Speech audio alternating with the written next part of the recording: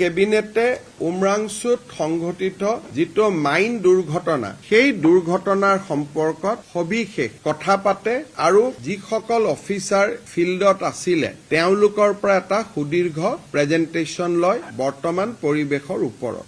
এই যিটো মাইন য'ত দুৰ্ঘটনা হৈছে তাত 14 কোটি লিটাৰ পানী আছিলে বুলি প্ৰাৰম্ভিক পৰ্যায়ত উদ্ধাৰকাৰী অভিযান বিশেষকৈ geological survey of India, coal India, oil India, NDRF, army আৰু নেভিয়ে ধাৰণা কৰিছিল। এই 14 কোটি পানীৰ ইতিমধ্যে আমি 4 কোটি পানী মাইন্সটোৰ পৰা উলিয়াবলৈ সক্ষম হৈছো।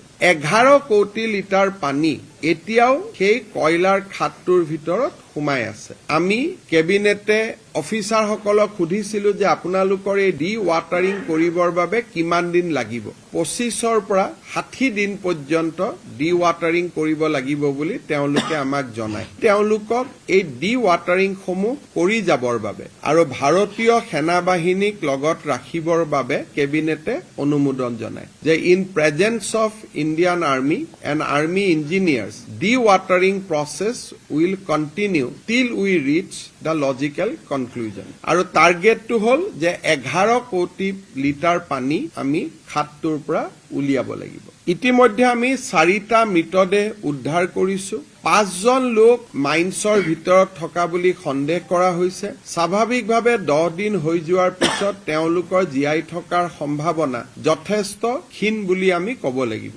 কেবিনেটে আটাইকেইটা পৰিয়াললৈ 10 লাখ টকাকৈ এটা আৰ্থিক সাহায্য ঘোষণা কৰিছে। যাৰ আমি মৃত শৰীৰ পাইছো তেওঁলোকৰ পৰিয়ালেও এই 10 লাখ টকা পাব আৰু যাৰ আমি মৃত শৰীৰ পোৱা নাই বা জীৱন্ত অৱস্থাত উদ্ধাৰ কৰিব পৰা নাই তেওঁলোকৰ পৰিয়ালেও এই 10 লাখ টকা লাভ কৰিব।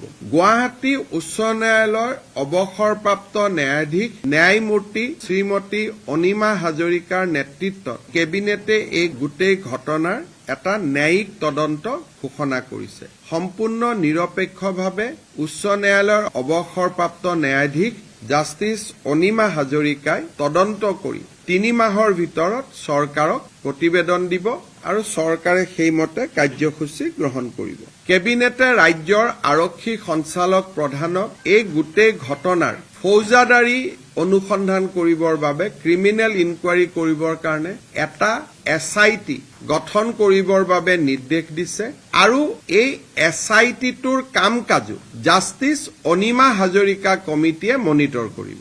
সাধাৰণতে আমি যেতিয়া এটা SIT কৰো সেই SITটোৰ কাম কাজ DGPয়ে মনিটৰ কৰে, কিন্তু এইবাৰ এই SITটোৰ কাম কাজৰ মনিটৰিং কৰাৰ ক্ষমতা আমি যিটো ন্যায়িক আয়োগ ঘোষণা কৰিছো সেই ন্যায়িক আয়োগৰ হাতত অৰ্পণ কৰিছো আৰু এই ঘটনাৰ লগত জড়িত আটাইকে শাস্তি প্ৰদানৰ বাবে এই SITটোৱে ব্যৱস্থা হাতত ল'ব। কেবিনেটত এইটো কথাও প্ৰতিবেদনত দিয়া হৈছে যে বহুতে কৈছে যে এই ৰেড হোলটো কেনেকে হ'ল। আমি যেতিয়া তাত পৰীক্ষা কৰিলো মাইনিংটো ক'ৰ পৰা হ'ল তেতিয়া দেখা গ'ল যে সেই অঞ্চলত 220টা এনেকুৱা কয়লাৰ খাদ আছে। এই 220টা কয়লাৰ খাদ কেনেকৈ ক'ৰ পৰা আৰম্ভ হ'ল তাক আমি ছেটেলাইট দি পিছলৈকে ঘূৰি ঘূৰি গৈ থাকিব লাগিব। অৰ্থাৎ 2025 চন আমি 20 চনৰ ছেটেলাইট চাব লাগিব, 18ৰ ছেটেলাইট চাব লাগিব, 14ৰ ছেটেলাইট চাব লাগিব। তাক টাইম লেগ বুলি কয়। এটা সময়ত এই মাইন্স কেইটা কোন চনত কেতিয়া আৰম্ভ হৈছিল তাক ছেটেলাইটৰ জৰিয়তে ধৰিব পৰা যাব। আমি সেই ছেটেলাইট ডেটা কালেকশ্যন কৰিবৰ বাবেও ৰাজ্যৰ ৰাজহ আৰু পুনৰ সংস্থাপন বিভাগক নিৰ্দেশ দিছো। বহুত সময়ত এনেকুৱা ছেটেলাইট পিকচাৰ অসমৰ এজেন্সিৰ লগত নাথাকিব, হয়তো ইছৰোৰ পৰা ল'ব লাগিব আৰু বহু সময়ত বিদেশী ছেটেলাইটৰ পৰা এই জাগাটোৰ ফটোবিলাক আমি টাইম লেগত গৈ ল'ব লাগিব, অৰ্থাৎ পিছলৈ ঘূৰি গৈ আমি ল'ব লাগিব। গতিকে এই 220টা মাইন্সৰ উৎপত্তিৰ বিষয়ে অধিক তথ্য জানিবৰ বাবে ছেটেলাইটৰ সহায় ল'বৰ বাবে আমি ৰাজ্যৰ ৰেভিনিউ ডিপাৰ্টমেণ্টক দায়িত্ব দিছো। 220টা গাঁত আছে তাক পুতি পেলোৱাটো ইমান সহজসাধ্য নহয়। এতিয়া আমি জানিব পৰা মতে মাজে মাজে জীৱ জন্তু খাদৰ তলত পৰি মৃত্যু হৈ থাকিছিল। সেইবাবে এই খাদখিনি আমি কেনেকৈ ফিল আপ কৰি দিব পাৰো, পুতি পেলাব পাৰো তাৰ বাবেও আমি চেণ্ট্ৰেল মাইন প্লেনিং আৰু ডিজাইন ইনষ্টিটিউট লিমিটেডৰ সহায় ল'বৰ বাবে আমাৰ বিভাগক নিৰ্দেশ দিছো।